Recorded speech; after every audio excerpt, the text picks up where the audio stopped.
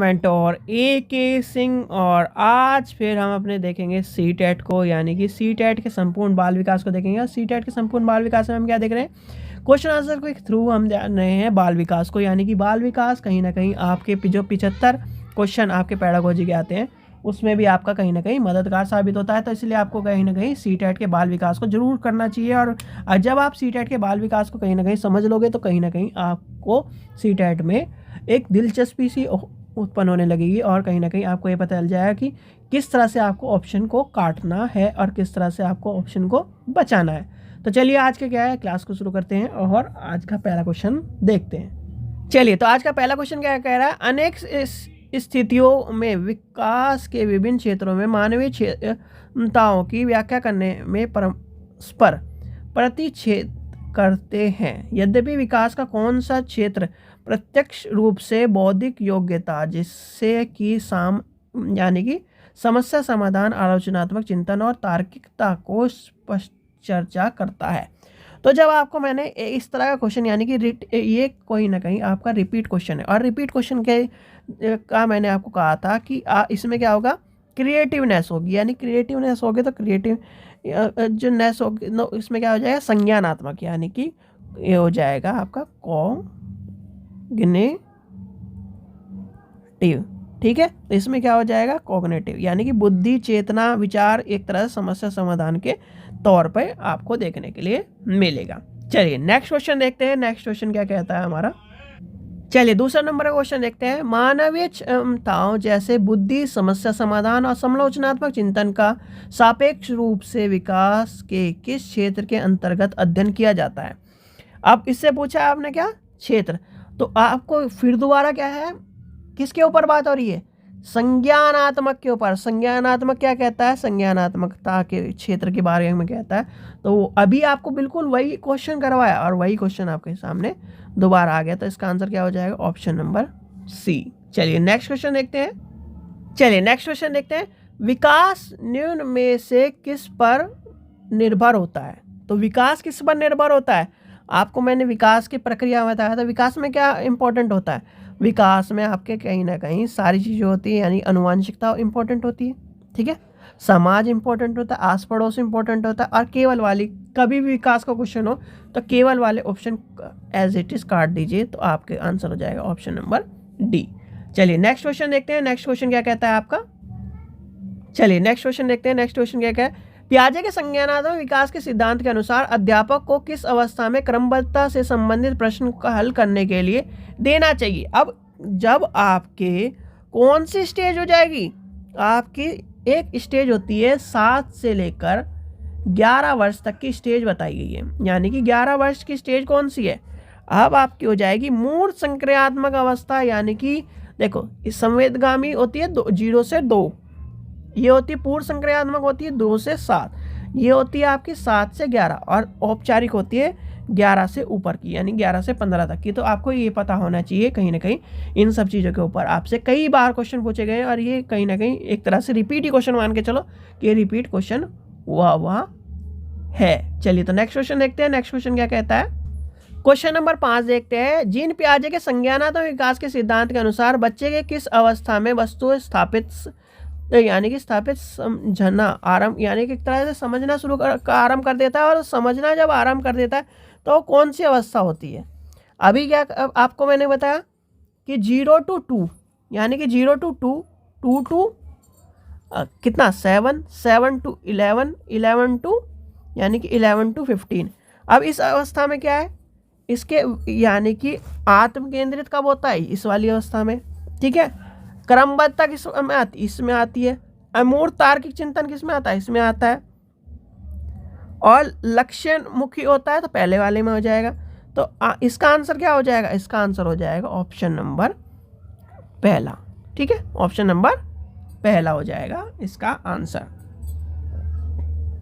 चलिए next question देखते हैं। नेक्स्ट क्वेश्चन क्या कह रहा है आपका, क्वेश्चन नंबर 6 कह रहा है, रमन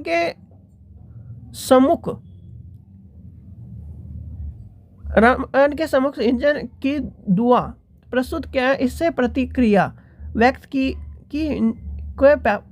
को पैसे नहीं चुराने चाहिए। यानी कि एक तरह से वो पैसे चुराने वाली, चोर वाली बात कही गई है।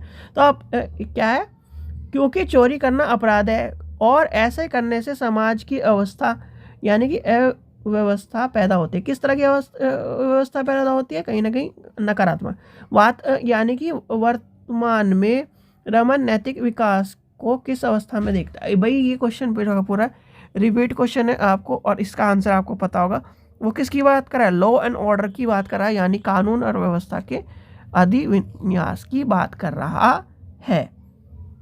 चलिए नेक्स्ट क्वेश्चन देखते हैं। नेक्स्ट क्वेश्चन क्या कहता है, चलिए नेक्स्ट क्वेश्चन देखते हैं। हुंज दुविधा को सुनने के बाद 8 वर्षीय गुरप्रीत कहता है कि हिंज को पैसा चुरा लेना चाहिए क्योंकि उसे इसकी ज़रूरत है। नैतिक तर्क के किस स्तर पर बच्चे के सही और गलत का फैसला व्यक्त करने की बात कर रहा है। दोनों क्वेश्चन मैंने आपको इसलिए कहीं ना कहीं सेम से डाले हैं जिससे आपको पता चले कि अब आप क्या करोगे, अब आप करोगे यहाँ पर इसको सही, पर नहीं इसमें भी क्या होगा, इसमें क्या ऑप्शन हो जाएगा आपका, इसमें ये डाल दोगे आप, कानून और व्यवस्था नहीं, यांत्रिक उपेक्षा के अमुखीकरण की बात आ जाएगी, यानी कि इसका आंसर हो जाएगा ऑप्शन नंबर 2। ठीक है, क्योंकि इसमें क्या 8 वर्षीय गुरप्रीत क्या कहता है, वो पैसे चुराने लेना चाहिए क्योंकि इससे क्या हो, जरूरतें को पूरा हो जाएगा, पर नैतिकता के बारे में कहीं ना कहीं उसके कॉन्सेप्ट अलग हो जाएगा। इसका आंसर हो जाएगा ये। चलिए नेक्स्ट क्वेश्चन देखते हैं। क्वेश्चन नंबर आपका ZPD का रखा गया। वाइगोत्स्की के सिद्धांत को किस तरह से का सिद्धांत माना गया है, यानी किस तरह का सिद्धांत माना गया।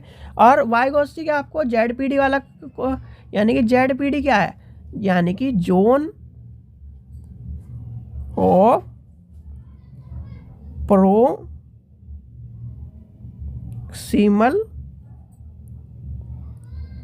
डेवलपमेंट।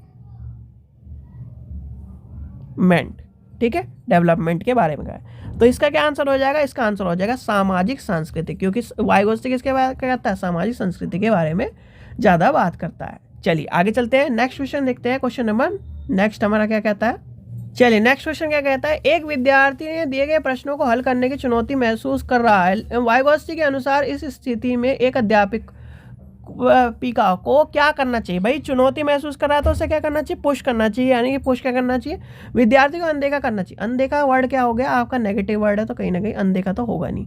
फिर क्या है, विद्यार्थी को अलग यानी कि एक तरह से अलग तरह क्या करना है, कदम एक तरह से संकेत इशारे कहीं ना कहीं, और संकेत इशारा करने की बात जब आ जाएगी तो क्या होता है, संकेत और इशारा होता है पॉजिटिव। आगे पढ़ लेते हैं हम, आगे क्या कहता है।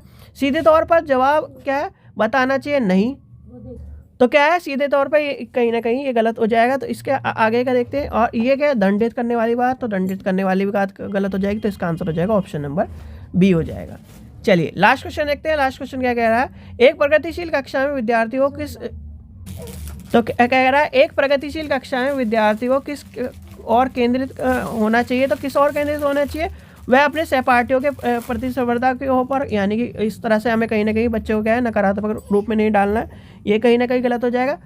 जितना हो सके उन्हें कंठस्थ कराना, यानी याद कराने रटाने वाली बात कहीं ना कहीं गलत हो जाएगी। पुरस्कार और टॉफी देने वाली बात गलत हो जाएगी। तो ये हमने तीनों ऑप्शन क्या है काट दिए, बचा कौन सा, लास्ट आपका चौथा ऑप्शन बचा, तो आपका वही सही हो जाएगा, सक्रिय भागीदारी। सक्रिय भागीदारी क्या होती है, यानी पॉजिटिवनेस उसे लानी है, और पॉजिटिवनेस कहीं ना कहीं उसे इन्वॉल्वमेंट लाना है, और इन्वॉल्वमेंट क्या हो जाएगा उसका पॉजिटिव आपका आंसर हो जाएगा। ठीक है, तो ये थे आपके आज के क्वेश्चन आंसर। और कहीं ना कहीं आपको, और जो प्रीवियस ईयर के पेपर जो आप कर रहे हो, जैसे रितु मैडम करा रही है आपकी, तो उन्हें भी जरूर देखिए, जिससे आपको क्या है चीज़ें को समझ में आए। आशा करता हूँ आपको वीडियो पसंद आई तो लाइक करें, चैनल को सब्सक्राइब करें, वीडियो को ज़्यादा शेयर करें। Thank you.